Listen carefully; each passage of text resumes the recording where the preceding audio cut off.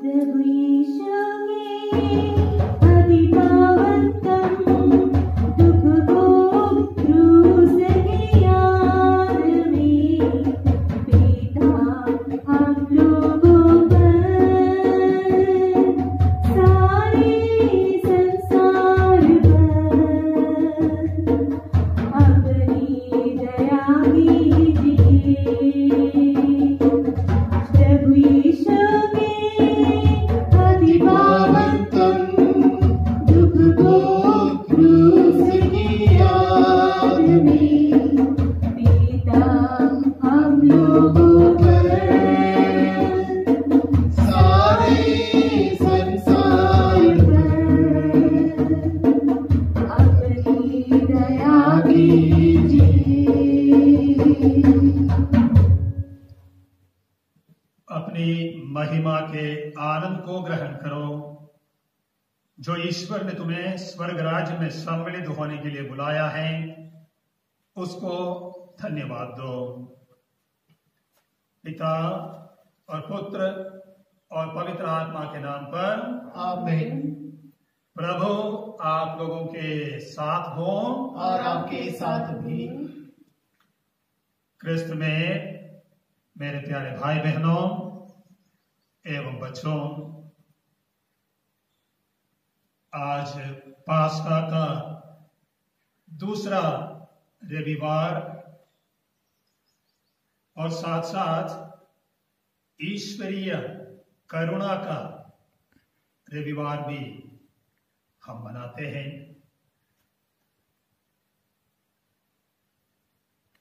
Poland की sister फाउस्टीना को संत घोषित करने के बाद सन 2000 में पापा संत जॉन पॉल द्वितीय ने पास्का रविवार के बाद में आने वाले रविवार को ईश्वरीय करुणा का रविवार घोषित की है। और इस वर्ष यह पर्व अत्यंत सार्थक हम सबको मालूम पड़ता है, जब हमारे देश में, संसार भर में 20 लाख से भी ज्यादा लोग इस वैश्विक बीमारी से संक्रमित हैं। 1.5 लाख से भी ज्यादा लोगों की जानें चली गई हैं और दुनिया के 1/3 से भी ज्यादा लोग इस समय हमारे जैसे अपने अपने घरों में बंदी बनकर करीब करीब 1 महीने से जीवन बिता रहे हैं। यही समय है उस करुणामय ईश्वर से संसार भर के सभी भाई बहनों के साथ मिलकर हम करुणा के लिए आर्द्र निवेदन ईश्वर के समक्ष पहुंचाएं। आइए हम सब मिलकर करुणा का वो भजन एक बार फिर गाएंगे।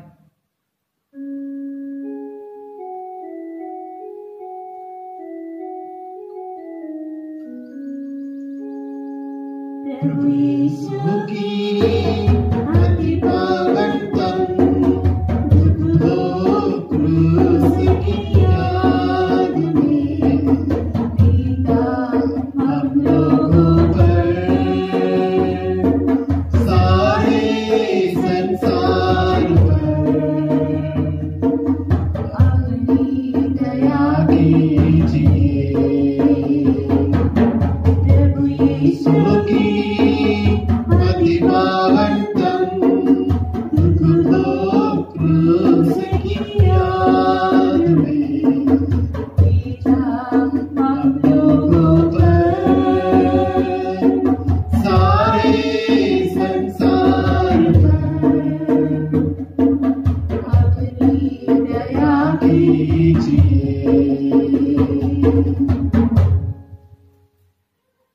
फास्का के इस समय में आप जब फास्का का दूसरा रविवार हम मनाते हैं, पुनरुत्थान पर ही कलीसिया चाहती है कि आज हम मनन चिंतन करें, क्योंकि संत पौलुस के समान हम बार बार दोहराते हैं, अगर प्रभु ईसा मसीह मुर्दों में से जी नहीं उठे होते तो हमारा धर्म प्रसार निरर्थक है और आपका विश्वास भी निरर्थक है। हमारी कलीसिया की नींव है प्रभु ईसा मसीह का पुनरुत्थान। मगर आज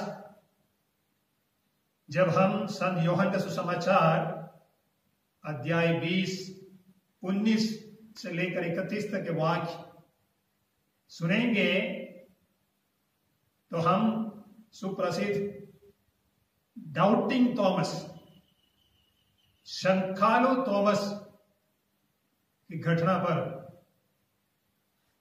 मनन चिंतन करेंगे। कुछ लोग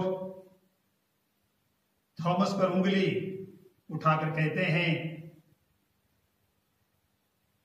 केवल थॉमस ने ही अकेला शंका किया, जबकि यह गलत है। हमें पता है कि जब स्त्रियां कब्र देखने गई, प्रभु का दर्शन पाने के बाद वापस आकर दूसरे शिष्यों को बोली कि हमने प्रभु को देखा, दूसरे कोई भी शिष्य ने उन पर विश्वास नहीं किया। कहने का तात्पर्य क्या है? थॉमस उन सभी शिष्यों का प्रतीक है जिन्होंने स्त्रियों के कहने के बावजूद भी पुनर्जीवित प्रभु में विश्वास नहीं किया, जब तक उन्हें स्वयं प्रभु का दर्शन नहीं मिला। 2000 वर्ष के बाद आज भी कुछ लोग पुनरुत्थान के बारे में सवालें खड़ा करते हैं, थॉमस के समान, और पूछते हैं पुनरुत्थान का चश्मदीद गवाह कहां पर है?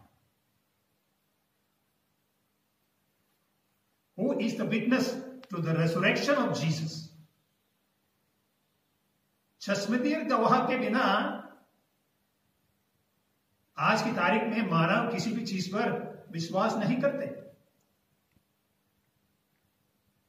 प्रभु ईसा मसीह के जन्म, उसका दुख, पीड़ा, मृत्यु और दफन आदि के लिए गवाह है, चश्मदीद गवाह है, मगर पुनरुत्थान का गवाह कहां पर है? जब स्त्रियां कब्र की तरफ गई तो उन्होंने खाली कब्र या फिर खुली कब्र देखा, पुनरुत्थान तो उन्होंने नहीं देखा है। केवल संत मत्ती के सुसमाचार में पहरेदारों को रखने वाली घटना हम सुनते हैं, अन्य कोई भी सुसमाचार में यह विवरण नहीं है, इसलिए उनकी विश्वसनीयता पर भी सवाल हैं। कुछ भी हो, उन्होंने भी नहीं देखा है। चारों सुसमाचार लेखक प्रभु के दफन तक की सभी गतिविधियों के बारे में विवरण देते हैं, और उसके बाद सप्ताह के प्रथम दिन यानी तीसरे दिन जब महिलाएं कब्र देखने गई तो खाली कब्र या खुली कब्र का विवरण से लेकर बाकी सब घटनाएं हमें सुनाते हैं, मगर प्रभु का पुनरुत्थान का विवरण नहीं है। और आगे जाकर हम देखेंगे जो विवरण हमें मिला है उनमें भी बहुत सारी विसंगतियां हैं, इनकंसिस्टेंसीज हैं। यूहन्ना कहते हैं मरियम मगदलेना अकेली गई और बाद में उसको प्रभु का दर्शन मिला। सन्मति कहते हैं 2 स्त्रियांगी, उनको प्रभु को दर्शन मिला, जबकि संत लूकस और संत मार्कुस सुसमाचार में 2 से ज्यादा स्त्रियांगी ही है कब्र देखने के लिए, और उनमें से किसी को भी प्रभु का दर्शन नहीं मिला है। इसलिए सवाल आता है, क्यों इस प्रकार की विसंगतियां हैं विवरण। और आगे जाकर हम देखते हैं, जब प्रभु स्वयं दर्शन देते हैं, कोई भी उसको पहचान नहीं पाते। मरियम मगदलीना के सामने जब पुनर्जीवित प्रभु स्वयं दर्शन देकर आए, तो उसने सोचा ये माली है। एमाउस में जाने वाले शिष्यों के साथ प्रभु घंटे पर चलकर बातें की, उन्होंने भी उस अपरिचित व्यक्ति को नहीं पहचाना। बाद में 11 प्रेरितों के सामने भी जब प्रभु आए, उन्होंने भी उसको नहीं पहचाना। कोई भूत को हमने देखा, इस प्रकार लिखा है। क्या शुक्रवार तक एक व्यक्ति हमारे साथ है और रविवार जब वो व्यक्ति हमारे सामने आएगा, हम क्यों उसको पहचान नहीं पा रहे? सवाल लंबा होता जाता है। और आगे जाकर हम देखते हैं, जब प्रभु स्वयं किस प्रकार दर्शन देते हैं। खिड़की दरवाजा सब बंद है, अचानक प्रभु उनके बीच में आते हैं। इससे जाहिर है, अब पुनर्जीवित प्रभु में हमारे जैसे स्थूल शरीर नहीं है, मगर बाद में जब प्रभु को लगता है कि शिष्य अभी भी भयभीत है, कोई भूत को जैसा मुझे देख रहा है, तो प्रभु स्वयं उनसे पूछते हैं, क्या तुम्हारे पास खाने के लिए कुछ चीज है? लूकास सुसमाचार अध्याय 24 वाक्य नंबर 43 में हम पढ़ते हैं, उन्होंने भूनी मछली को प्रभु को दिया और उनके सामने प्रभु ने उसको खाया। ये कैसे संभव है? जिस व्यक्ति को हमारे जैसे शरीर नहीं है, बंद दरवाजा और कमरे के बीच वाले कमरे में आ सकता है, वो व्यक्ति हमारे समान शरीर के साथ कैसे खा सकता है? इसे विसंगति नहीं कहते, इसे विरोधाभास, कॉन्ट्रडिक्शन कहते हैं।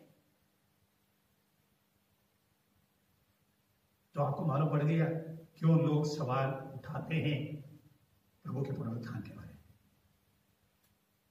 इस प्रकार की बहुत सारी विसंगतियां हैं। और दर्शन भी किसको मिलता है? केवल उनकी अपने शिष्यों को या फिर उनके साथ चलने वाली स्त्रियों को। लोग पूछते हैं, क्यों उनके दुश्मनों को दर्शन नहीं मिला? क्या ये सब दर्शन की घटनाएं या विवरण केवल व्यक्तिपरक भ्रम वाली बातें नहीं है, सब्जेक्टिव इल्यूजन वाली बात नहीं है?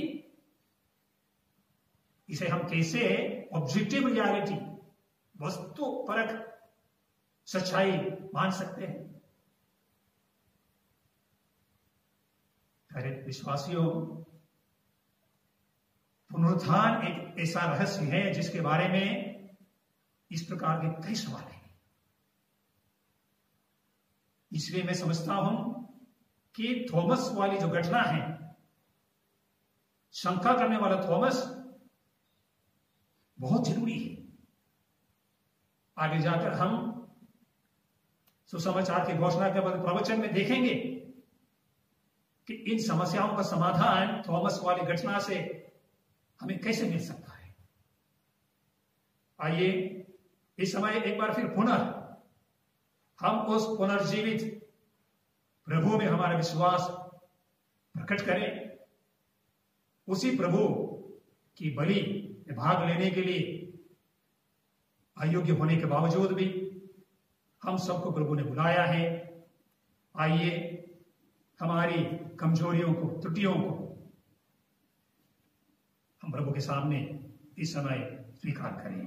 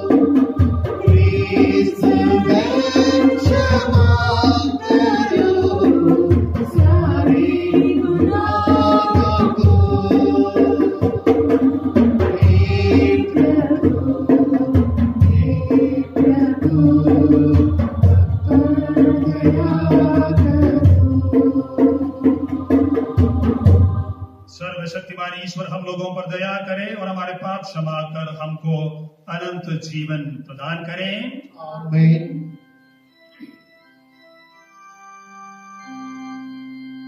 परमेश्वर की महिमा स्वर्ग में होवे, भूपर शांति सुजन पावे।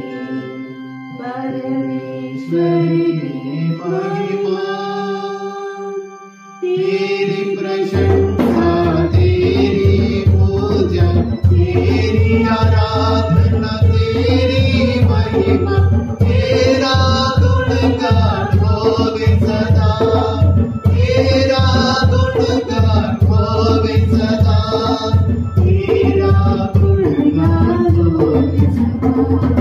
परमेश्वर की महिमा, प्रभु परमेश्वर स्वर्ग के स्वामी, तू बलशाली पिता हमारे, तेरा गुणगान होवे सदा, तेरा गुणगान होवे सदा, तेरा गुणगान होवे सदा। परमेश्वर की महिमा, यीशु मसीहा तू ईश्वर की पवित्र में बने पावन देते, सुन लो विनती हमारी सदा, सुन लो विनती हमारी सदा, सुन लो विनती हमारी सदा। परमेश्वर की महिमा, तू ही पावन, तू ही प्रभु है, पिता के भाई, तू ही राजकुमार, पावन आत्मा सत्य समाई, पावन आत्मा सत्य समाई, तेरी महिमा होवे सदा। परमेश्वर की महिमा। हम प्रार्थना करें। हे सर्वशक्तिमान दयामय ईश्वर, तू पुनरुत्थान के पर्व द्वारा अपने भक्तों का विश्वास दीप अधिक प्रज्वलित करता है। हम पर अपने कृपा दानों की बरसा कर और ऐसा ज्ञान दे कि हम भली भांति समझे कि किस जल से हम स्वच्छ हुए और किस आत्मा से हमारा नवजन्म और किस रक्त से हमारा प्राण हुआ है। यह प्रार्थना सुन हमारे प्रभु और तेरे पुत्र यीशु ख्रीस्त के द्वारा, जो ईश्वर होकर तेरे तथा पवित्र आत्मा के साथ युगानुयुग जीते और राज्य करते हैं। आमीन।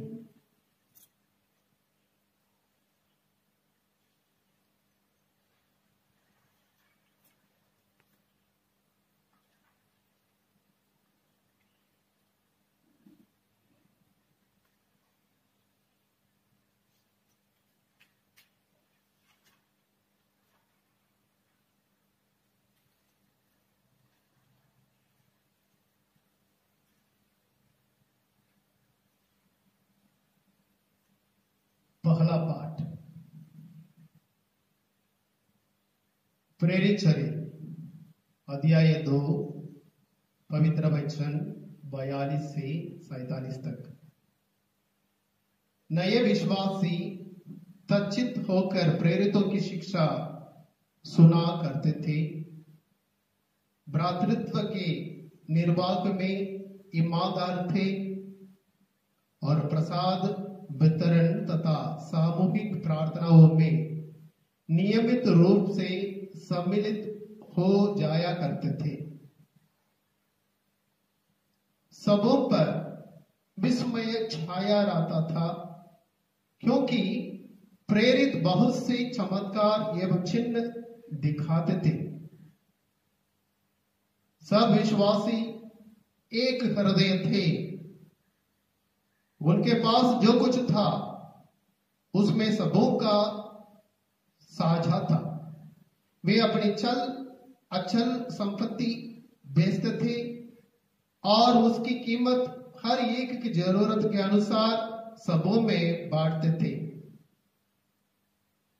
वे सब मिलकर प्रतिदिन मंदिर जाया करते थे और निजी घरों में प्रसाद वितरण में सम्मिलित होकर निष्कपट हृदय से आनंद पूर्वक एक साथ भोजन करते थे। वे ईश्वर की स्तुति किया करते थे और सारी जनता उन्हें बहुत मानती थी।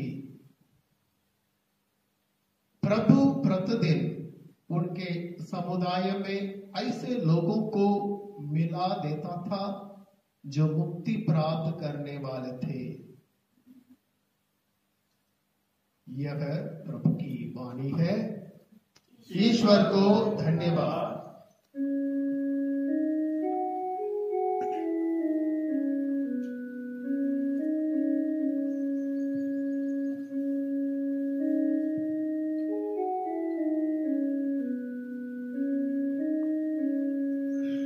प्रभु यीशु की अति पावन तन दुख को क्रूस की याद में बेटा हम लोगों पर सारे संसार अपनी दया कीजिए।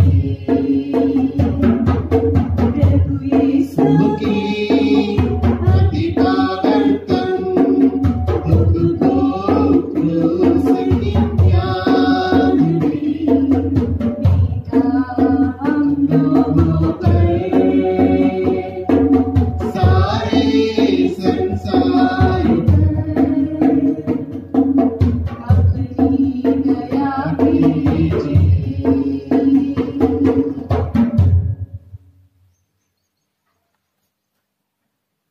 दूसरा पाठ। संत पेट्रोस कहते हैं कि ईश्वर ने पुनर्जीवित मसीह द्वारा अपनी महती दया से हमें जीवन आशा से परिपूर्ण नवजीवन प्रदान किया है। संत पेट्रोस का पहला पत्र अध्याय 1 वचन 3 से लेकर 9 तक। धन्य ईश्वर हमारे प्रभु यीशु मसीह का पिता, मृतकों में से यीशु मसीह के पुनरुत्थान द्वारा उसने अपनी महती दया से हमें जीवंत आशा से परिपूर्ण नवजीवन प्रदान किया। आप लोगों के लिए जो विरासत स्वर्ग में रखी हुई है वह अक्षय, अदूषित तथा अविनाशी है। आपके विश्वास के कारण ईश्वर का सामर्थ्य आपको उस मुक्ति के लिए सुरक्षित रखता है जो अभी से प्रस्तुत है और समय के अंत में प्रकट होने वाली है। यह आप लोगों के लिए बड़े आनंद का विषय है। हालांकि अब थोड़े समय के लिए आपको अनेक प्रकार के कष्ट सहने पड़ते हैं। यह इसलिए होता है कि आपका विश्वास परीक्षा में खरा निकले। सोना भी तो आग में तपाया जाता है और आपका विश्वास नश्वर सोने से कहीं अधिक मूल्यवान है। इस प्रकार यीशु मसीह के प्रकट होने के दिन आप लोगों को प्रशंसा, सम्मान तथा महिमा प्राप्त होगी। आपने उन्हें कभी नहीं देखा, फिर भी आप उन्हें प्यार करते हैं और उन्हें देखे बिना आप अब उनमें विश्वास करते हैं।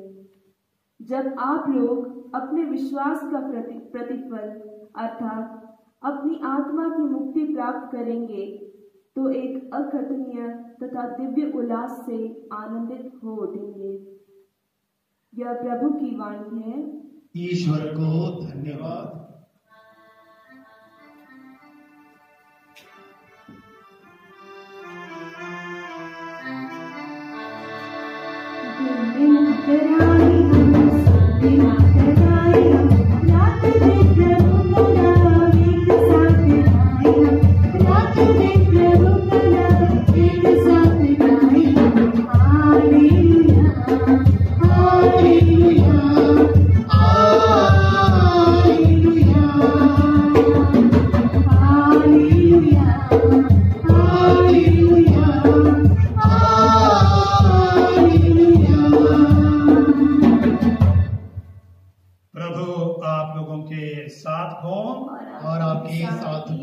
संत यूहन्ना के अनुसार पवित्र सुसमाचार।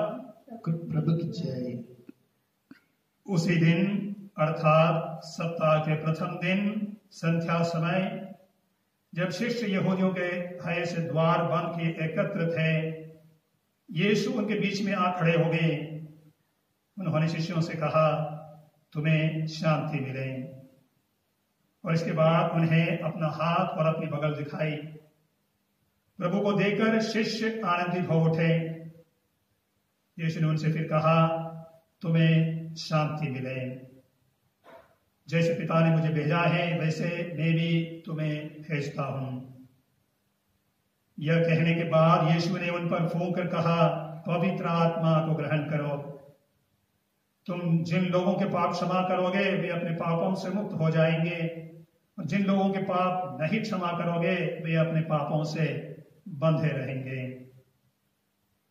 यीशु के आने के समय 12 में से एक थॉमस, जो यमल कहलाता था, उनके साथ नहीं था। दूसरे शिष्यों ने कहा, हमने प्रभु को देखा है।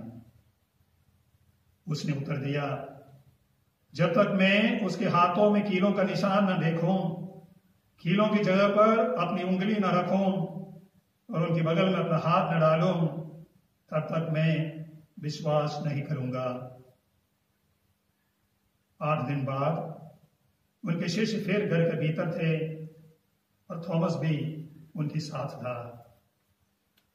द्वार बंद होने पर भी यीशु उनके बीच आकर खड़े हो गए और बोले, तुम्हें शांति मिले। तब उसने थॉमस से कहा, अपनी उंगली यहां रख दो, देखो ये मेरे हाथ हैं। अपना हाथ बढ़ाकर मेरी बगल में डालो और अविश्वासी नहीं बल्कि विश्वासी बनो। थॉमस ने उत्तर दिया, मेरे प्रभु, मेरे ईश्वर। यीशु ने उससे कहा, क्या तुम इसलिए विश्वास करते हो कि तुमने मुझे देखा है? धन्य है वे जो बिना देखे ही विश्वास करते हैं।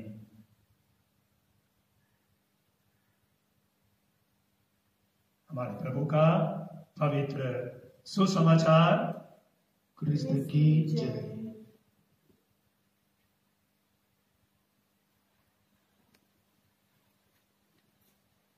जब तक मैं उनके हाथों में कीलों के निशान न देखूं और उन कीलों की जगह पर अपनी उंगली न रख दूं और उनके बगल में मेरा हाथ नहीं डालूं, तब तक मैं विश्वास नहीं करूंगा।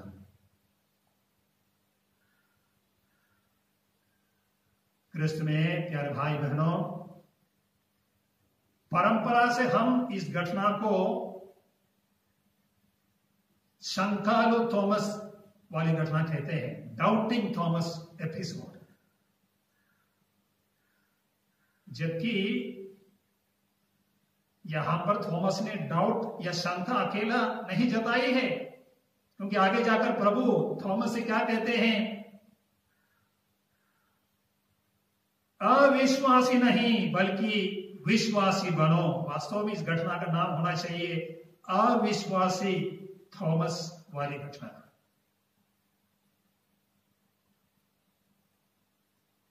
मैंने कहा शुरुआत में थॉमस सभी शिष्यों का प्रतीक है, शायद हम सबका प्रतीक है, क्योंकि इतनी महान घटना विश्वास करना आसान नहीं है। इसलिए लोग चश्मदीद गवाह की बात करते हैं, और हमने देखा ऐसा कोई गवाह है भी नहीं। क्यों? एक बात है जब कोई कहता है किसी का जन्म हुआ, बहुत त्यागा, उसके बाद उसकी मौत हुई, उसको दफनाया और वो जी उठा। हम करीब करीब सभी विश्वासी लोग ये सारी घटनाओं को एक ही श्वास में एक ही भावना के साथ दोहराते रहते हैं। जन्म लिया, सहा, दफनाया गया और जी उठा।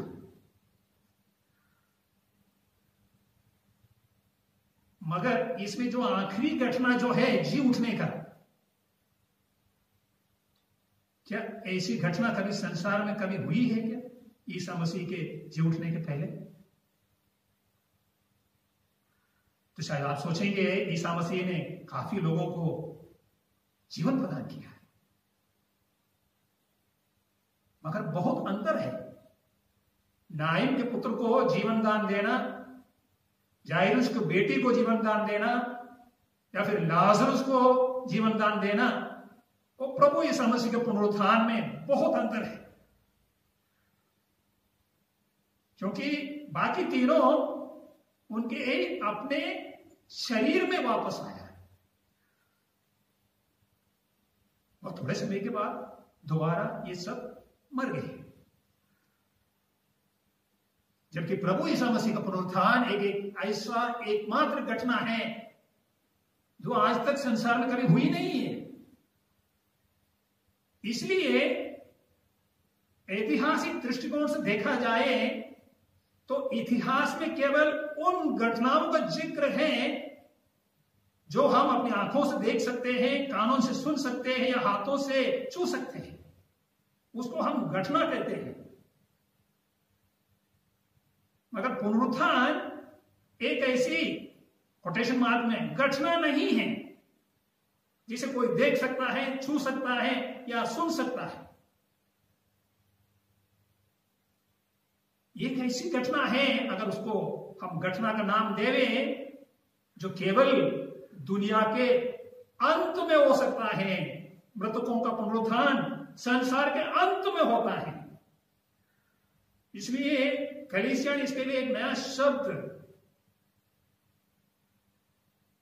बनाया है। इसको कहते हैं the resurrection of Jesus is an eschatological event. ईसा मसीह का पुनरुत्थान एक मरणोपरांत घटना है, परलोक संबंधित घटना है,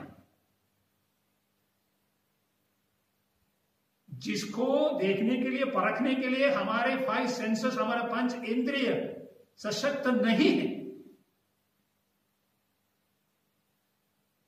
इसलिए भले ही वहां पर कोई पहरेदार खड़े हुए होंगे तो भी वे देख नहीं पाते थे। इसका कोई चश्मदीद गवाह था ही नहीं, हो भी नहीं सकता है। चारों सुसमाचार लेखक ये अच्छी तरह समझते थे। अगर पुनरुत्थान एक मनगढ़ंत कहानी मात्र होती तो इस कहानी को लोगों को समझाने के लिए चारों सुसमाचार लेखक चश्मदीद गवाहों को खड़ा भी कर सकते थे, क्योंकि लिखते समय वे भी जानते थे बिना सबूत से, बिना आई विटनेस से कौन विश्वास करेगा। वह घटना ऐसी ही हुई है। इसलिए चारों सुसमाचार लेखकों ने ऐसा ही लिखा कि वहां पर वो घटना के बारे में कोई कुछ नहीं लिखते। केवल आपकी जानकारी के लिए मैं बताना चाहूंगा, अप्रामाणिक एक सुसमाचार है, पेतरुस के नाम पर एक सुसमाचार जिसको हम अपोक्रिफा कहते हैं। वास्तव में उस सुसमाचार में प्रभु यीशु मसीह का पुनरुत्थान का भी विवरण है।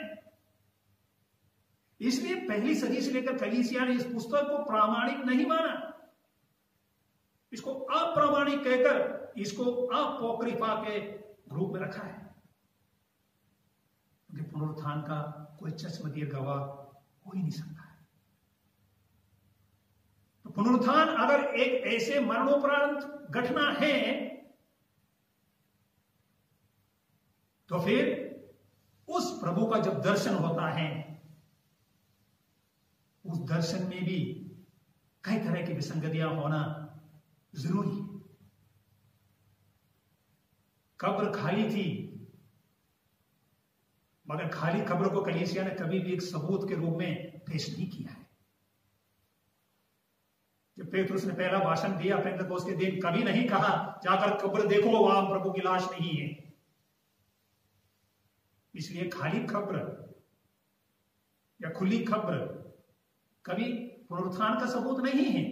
आप स्वयं सोच सकते हैं, हमारे ही परिवार में किसी की डेथ होती है और उसको हम गाड़ देते हैं और अगले दिन सुबह अगरबत्ती जलाने के लिए या फिर प्रार्थना करने के लिए जब हम जाते हैं तो कब्र खाली है, लाश उसमें नहीं है, तो हम सब डर के मारे भाग जाएंगे।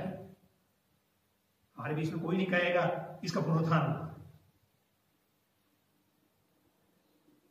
मगर अगर उस कब्र में प्रभु की लाश होती तो फिर पुनरुत्थान संभव भी नहीं हुआ है। इसलिए कहते हैं खाली कब्र प्रभु का सबूत नहीं है पुनरुत्थान का, मगर लाश वाली कब्र अगर वहां होती तो फिर पुनरुत्थान हुआ भी नहीं। इसलिए आपको याद है जब हजारों लोगों के सामने पेतरुस ने पहला भाषण दिया, जब पेतरुस ने लोगों के सामने ये कहा, जिस मसीह को तुम लोगों ने क्रूस पर मारा उसे ईश्वर ने जिलाया। अगर उस समय खबर में प्रभु की लाश होती, यहूदी नेता लोग प्रभु की लाश लाकर पेतरुस के सामने पटक कर बोल सकते थे, देखो यही है जिसके बारे में तू बोल रहा। किसी ने ऐसा नहीं किया है। इसका मतलब है तीसरे दिन सुबह कब्र सचमुच खाली थी। प्यारे भाई और बहनों, पुनरुत्थान एक ऐसा रहस्य है जिसके विवरण देते समय विसंगतियां होना जरूरी है, क्योंकि प्रभु हम विश्वास करते हैं शरीर के साथ जी उठा है, मगर वो शरीर कब्र में रखा हुआ शरीर नहीं है। इसको रूपांतरित शरीर कहना भी काफी नहीं है। संत पौलुस कुरिन्थियों के नाम अध्याय 15 में कहते हैं ये किस प्रकार का शरीर है, ये एक आध्यात्मिक शरीर है जिसको रहने के लिए जगह की जरूरत नहीं है। इसलिए कुछ लोग ये सवाल पूछते हैं कि पुनरुत्थान के बाद स्वर्गारोहण तक 40 दिन प्रभु कहां रहते थे। आध्यात्मिक शरीर को रहने के लिए कोई जगह की जरूरत नहीं है, मगर प्रभु ने स्वयं अपने दर्शन देकर यह सबूत दिया कि मैं जीवित हूं। तो वास्तव में प्रभु का पुनरुत्थान का सबूत पुनर्जीवित प्रभु का दर्शन है। उन्होंने स्त्रियों को दर्शन दिया और सुसमाचार लेखकों ने उसे वैसे ही लिखा है। उनको अच्छी तरह मालूम था कि उस समाज में स्त्रियों का जो विवरण है कोई विश्वास से लेते नहीं। इसके बावजूद भी सुसमाचार लेखकों ने पहला दर्शन एक स्त्री को, एक ऐसी स्त्री जो पापनी कहलाती थी, लिखते हैं। ये उसकी विश्वसनीयता दिखाती है, क्योंकि जो परंपरा मिली है, ये जानते हुए भी इन परंपराओं में कई विसंगतियां हैं, यहां तक विरोधाभास भी है। बंद कमरे में आते हैं, बाद में फिर खाने की बात पूछते हैं। लेखकों ने वैसे ही लिखा है क्योंकि वे सच्चाई लिख रहे थे। मनगढ़ंत कहानी लिखने वाले अपने पुस्तक में कभी भी विसंगतियां या विरोधाभास नहीं लिखते हैं। ऐसी बातों को छोड़कर एडिटिंग करके लोगों के सामने ऐसे पेश करते हैं ताकि पढ़ने वाले तुरंत विश्वास करें, उस पर कोई सवाल नहीं खड़ा कर। कोई भी सुसमाचार लेखक ने ऐसा नहीं किया। प्यारे भाई बहनों, पुनरुत्थान का सबसे बड़ा सबूत यही है। ये विसंगतियां और विरोधाभास ही है पुनरुत्थान का सबसे बड़ा सबूत। और आगे जाकर प्रभु यीशु का दर्शन, अगर कोई कहते हैं क्यों अपने ही लोगों को प्रभु दर्शन देते, दुश्मनों को नहीं देखते हैं। दमिश्क के रास्ते में 2-2.5 साल के बाद कलीसिया का सबसे बड़ा दुश्मन साउल नामक एक व्यक्ति को भी इस प्रभु का दर्शन मिला है। कभी मत भूलिएगा कि केवल उसने अपने ही शिष्यों को या फिर साथ में आने वाली महिलाओं को दर्शन दिया है। प्यारे भाई और बहनों, पुनरुत्थान का सबसे बड़ा सबूत और आगे है। शुक्रवार एक काला शुक्रवार था, सब कुछ खत्म हो गया था। एक ने फांसी कर ली, बाकी 11 जन प्रभु को छोड़कर चले गए। वापस आकर कमरा बंद करके यहूदियों के डर से बैठ गए।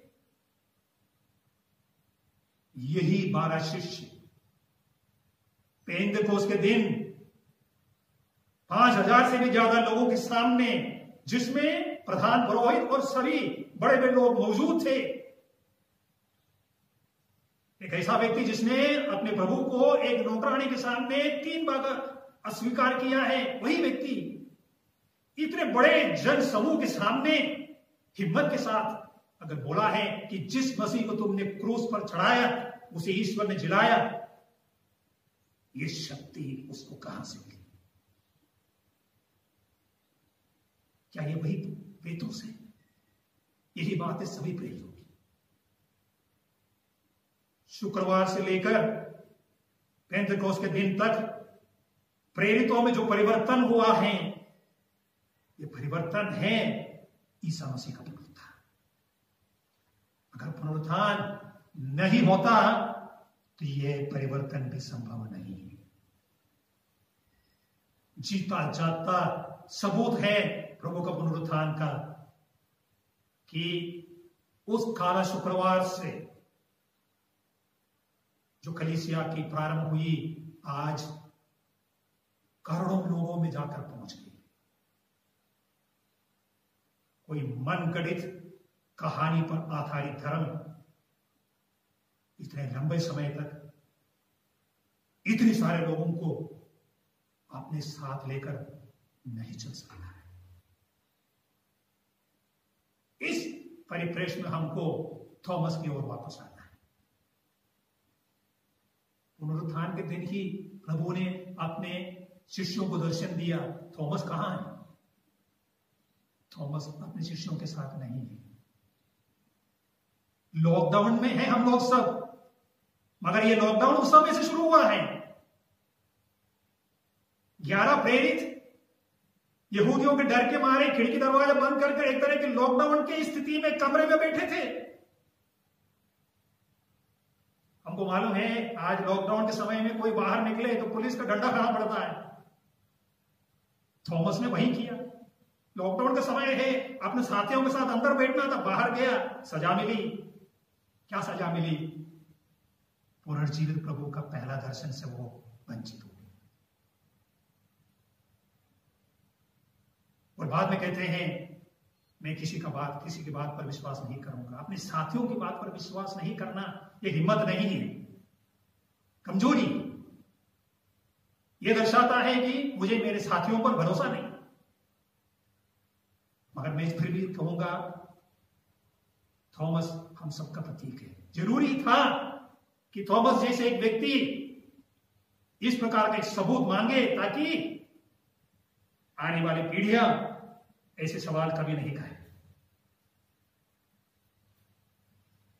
प्रभु 8 दिन के बाद यानी आज के दिन दोबारा शिष्यों के सामने आते हैं। किसी से कुछ पूछते नहीं है, कोई शिष्य भी आकर प्रभु को बोलते नहीं है कि थॉमस ने ऐसे कहा है। उससे पहले कि थॉमस कुछ पूछे, प्रभु स्वयं थॉमस को बोलता है, थॉमस आ जाओ, अपनी उंगली मेरे हाथ की कीलों में, अपना हाथ मेरे बगल में रखो, विश्वास, अविश्वासी मत बनो, विश्वासी बनो। शायद आप लोगों ने देखा होगा थॉमस को प्रभु यीशु मसीह के घावों में उंगली डालते हुए। आज तक मेरी समझ में कभी नहीं आई। क्या आपको लगता है जब बिना कोई बोले प्रभु स्वयं थॉमस को बुलाकर उसको चुनौती देता है, आओ और उंगली डालो और देखो, उसमें हिम्मत होगी कि जाकर उंगली डालने की? और बाद में भी प्रभु उनसे कहते हैं, क्या तुमने इसलिए विश्वास किया, तुमने मुझे देखा? प्रभु ने नहीं कहा तुमने मुझे छुआ। कुछ भी हो, ये तो सोचने की बात है। उस समय थॉमस में खड़े रहने की भी हिम्मत नहीं हुई होगी जब प्रभु ने इस प्रकार चुनौती रखी उसके सामने। इसलिए प्रभु के चरणों में गिरकर थॉमस ने कहा, मेरे प्रभु, मेरे ईश्वर। प्यारे भाई और बहनों, हमारे कलीसिया के सबसे पहली विश्वास की घोषणा थॉमस के मुंह से हुई है। बैतलहम में यूसुफ और मरियम के पुत्र के रूप में जन्मा ईसा आज पहली बार प्रभु क्यूरियोस और मेरे ईश्वर, जो शब्द यहूदी लोग केवल एकमात्र ईश्वर को देता है, उसी शब्द से पहली बार एक इंसान ने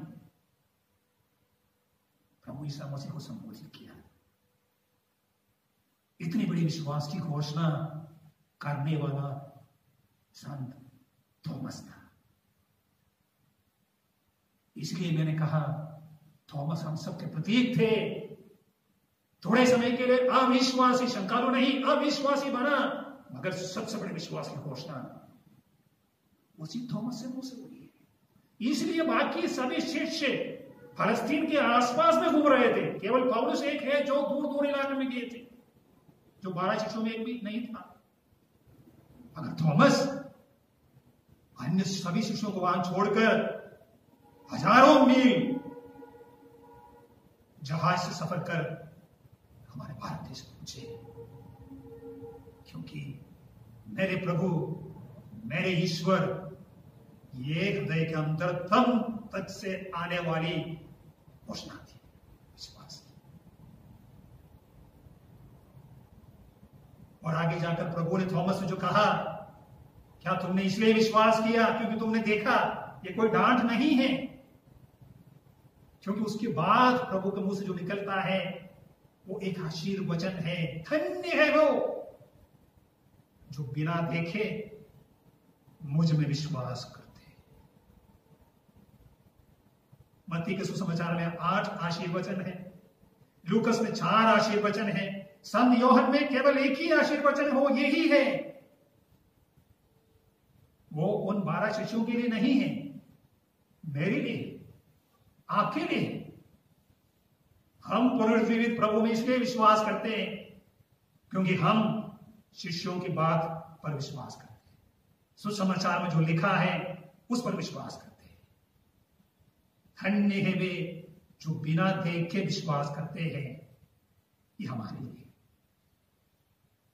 अब देखा थॉमस वाली घटना वास्तव में कलीसिया के लिए है, 2000 वर्ष के बाद की कलीसिया के लिए है और भविष्य की कलीसिया के सभी विश्वासियों के लिए, क्योंकि सबों के मुंह से ये सवाल आ भी सकता है कोई ना कोई एक दिन, क्या प्रभु सचमुच जी उठे हैं? इसलिए प्रभु ने कहा धन्य है वे सब जो बिना देखे विश्वास करते हैं।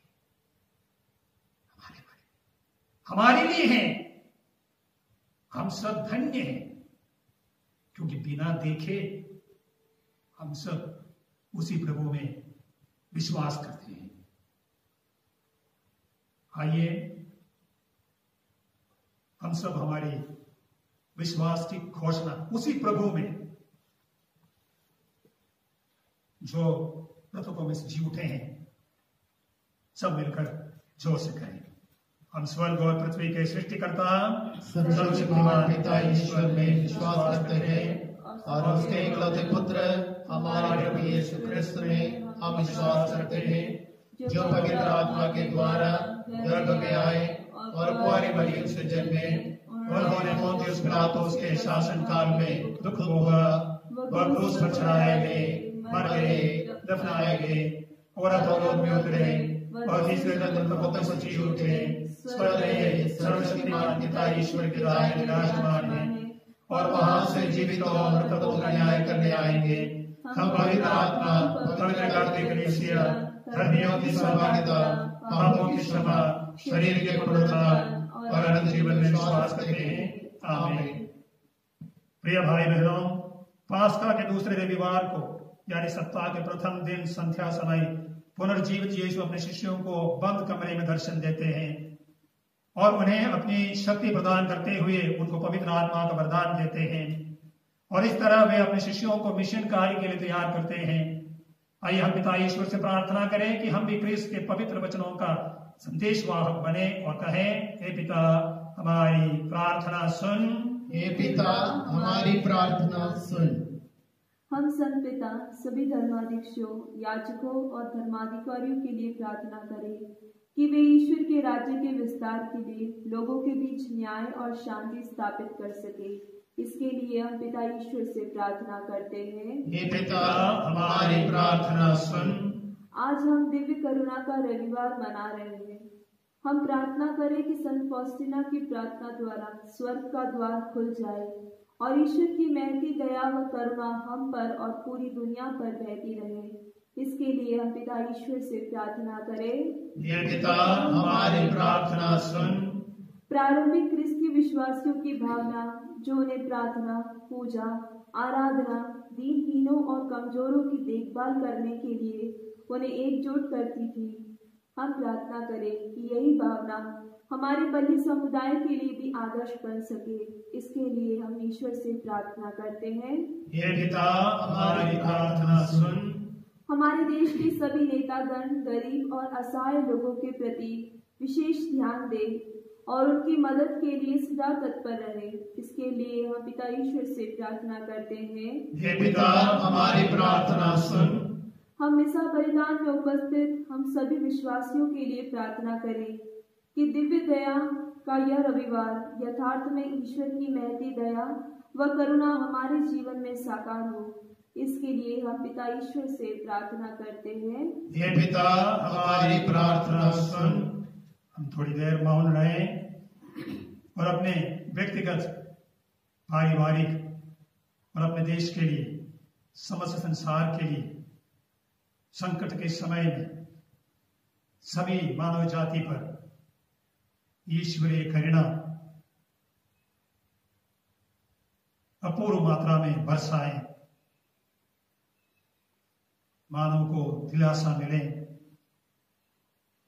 सहन करने की शक्ति मिले, पुनर्जीवित प्रभु को एक आशा की किरण के रूप में देखकर उस कलवारी पर उठाया हुआ उस क्रूस की ओर देखे और ईश्वरीय करुणा का एहसास मिले।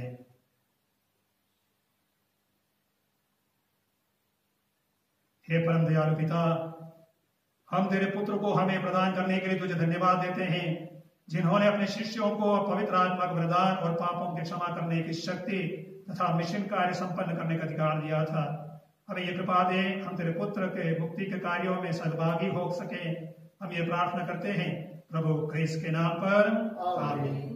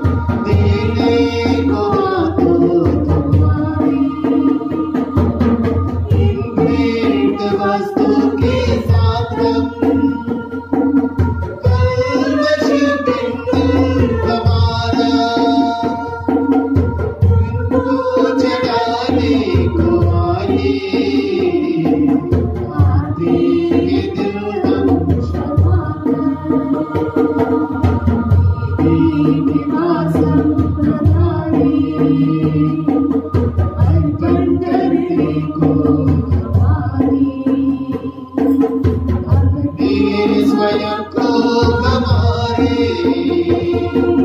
देने को हाथों तुम्हारे। प्रार्थना कीजिए कि सर्वशक्तिमान पिता ईश्वर हमारा यह बलिदान ग्रहण करें। प्रभु अपने नाम स्तुति तथा महिमा के लिए और हमारे तथा अपने समस्त पवित्र कलीसिया के लाभ के लिए हमारे हाथों से बलिदान ग्रहण करें। हे प्रभु, अपनी प्रजा के उपहार दयापूर्वक ग्रहण कर। तुझमें विश्वास कर इन्होंने बपतिस्मा द्वारा नया जन्म लिया है।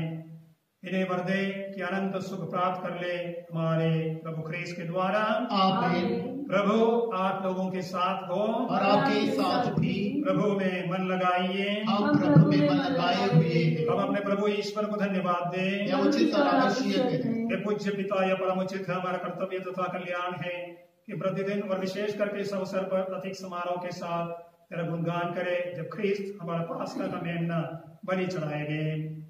इन्हीं के द्वारा अनंत जीवन के लिए तेरे ज्योति पुत्र उत्पन्न होते और विश्वासियों के लिए स्वर्गराज के प्रांगण खुल जाते, क्योंकि इनकी मृत्यु द्वारा हम मृत्यु से मुक्त हुए और इनके पुनरुत्थान द्वारा हम सब जी उठे हैं।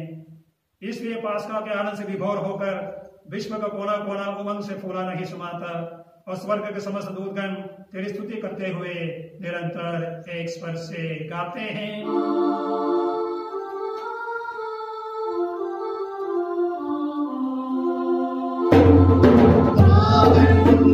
अति पावन प्रभु ईश्वर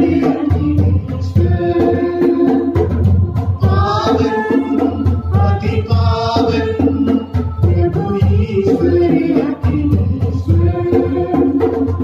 स्वर्ग धराती कोने कोने पूजे तेरा नाम। परमेश्वर की महिमा गरिमा है तीनों धाम, तीनों धाम। पावन अति पावन प्रभु ईश्वर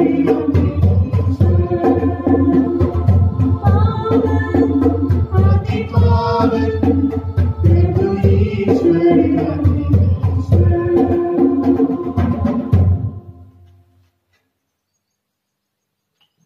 हे परमपिता, तू वास्तव में पवित्र है, सारी पवित्रता का स्रोत है। हम तुझसे निवेदन करते हैं कि उपहार अपने आत्मा के संस्पर्श से पवित्र कर दे, कि यह हमारे प्रभु यीशु ख्रीस्त का शरीर तथा रक्त बन जाए। जिस रात को यीशु स्वेच्छा से मृत्यु के लिए सौंपे गए, उन्होंने रोटी ली, तुझे धन्यवाद दिया और रोटी तोड़कर उसे अपने शिष्यों को देते हुए कहा, तुम सब इसे लो और खाओ, यह मेरा शरीर है जो तुम्हारे लिए बलि चढ़ाया जाएगा। यीशु मेरा मैं करता हूँ तेरी आराधना, तेरी स्तुति।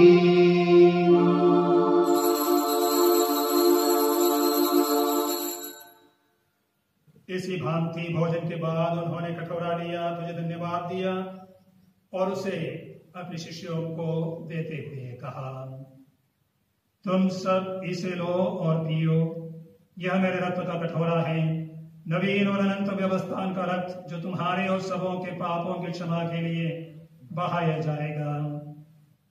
तुम मेरी स्मृति में यह किया करो। तू मेरा जीवन सर्व सबीरे, तेरी आराधना, तेरी स्तुति।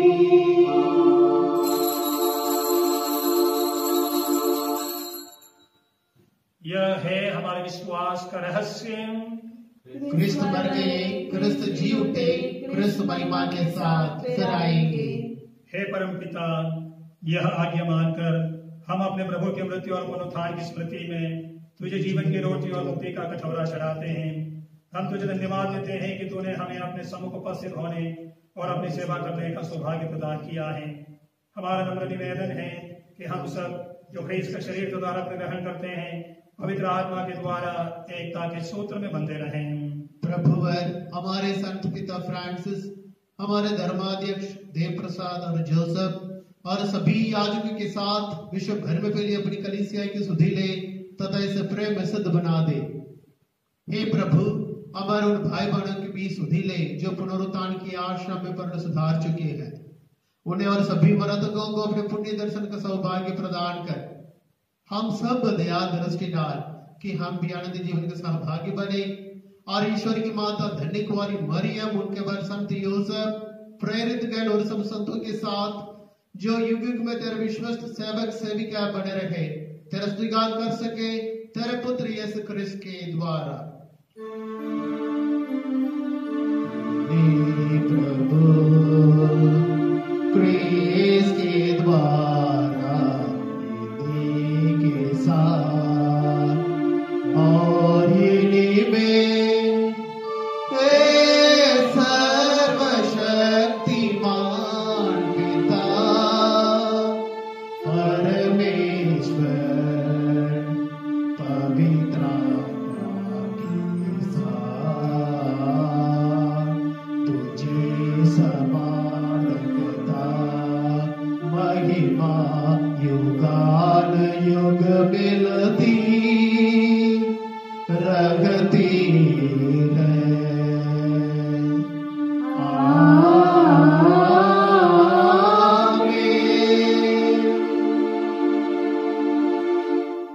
आइए हम सब मिलकर पिता ईश्वर से प्रार्थना करें जैसे हमारे प्रभु ने हमें सिखाया है।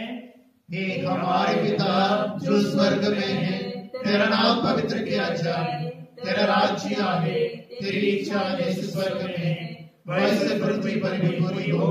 हमारा प्रतिदिन का आहार आज हमें दे और हमारे अपराध में क्षमा कर जैसे हम भी अपने अपराधियों को क्षमा करते हैं, और हमें परीक्षा में न डाल परंतु बुराई से बचा। हे प्रभु, हम तुझसे प्रार्थना करते हैं सभी बुराइयों से हमें बचाओ और जीवन में हमें कृपा पूर्वक शांति प्रदान कर। हम तेरे दया से सदा पाप से दूर और विपत्ति से सुरक्षित रहें और उस दिन की प्रतीक्षा करते रहे जब हमारा मुक्तिदाता यीशु ख्रिस्त प्रकट होकर हमारी मंगलमय आशा पूरी करेंगे। क्योंकि तेरा राज्य, तेरा सामर्थ्य और तेरी महिमा अनंत काल तक बनी रहती है। हे प्रभु यीशु ख्रिस्त ने अपने प्रेरितों से कहा है, मैं तुम्हारे लिए शांति छोड़ जाता हूँ, अपनी शांति तुम्हें प्रदान करता हूँ।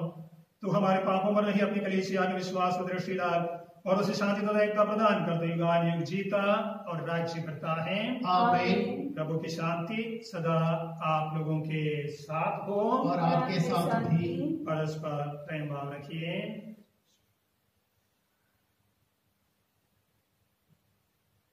हे ईश्वर के मेमने, तू संसार के पाप हर लेता है, हम पर दया कर। हे ईश्वर के मेमने, तू संसार के पाप हर लेता है, हम पर दया कर। हे ईश्वर के मेमने, तू संसार के पाप हर लेता है, हमें शांति प्रदान कर। हे प्रभु यीशु ख्रिस्त, हम तेरे शरीर द्वारा ग्रहण करने वाले हमारे लिए विचार और धन का कारण न बने, बल्कि तेरे दया से हमारा तन मन सुरक्षित और स्वस्थ रखें।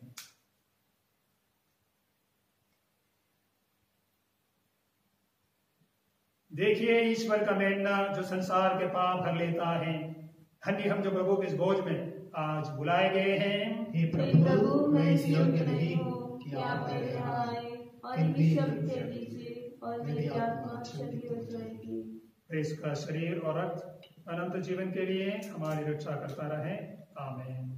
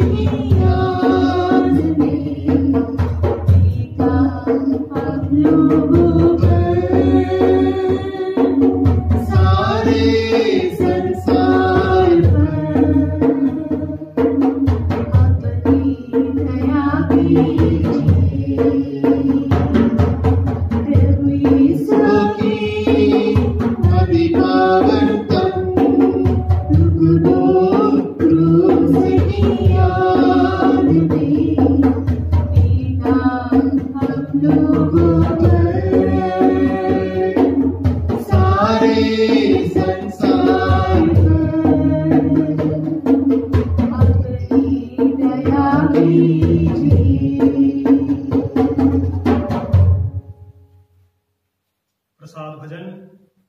यीशु ने थॉमस से कहा, अपना हाथ यहाँ रखो, कीलों के निशान देखो और अविश्वासी नहीं बल्कि विश्वासी बनो। हालेलुया।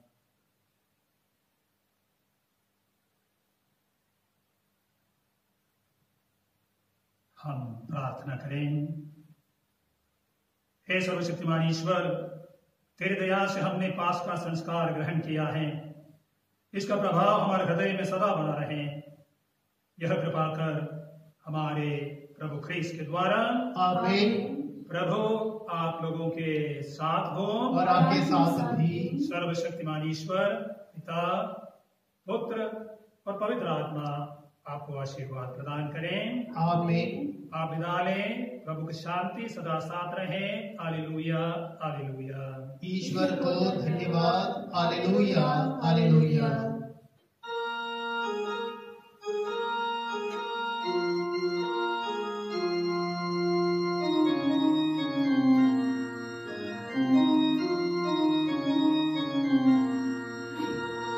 जीत गया, जीत गया, एक चतुर चिंता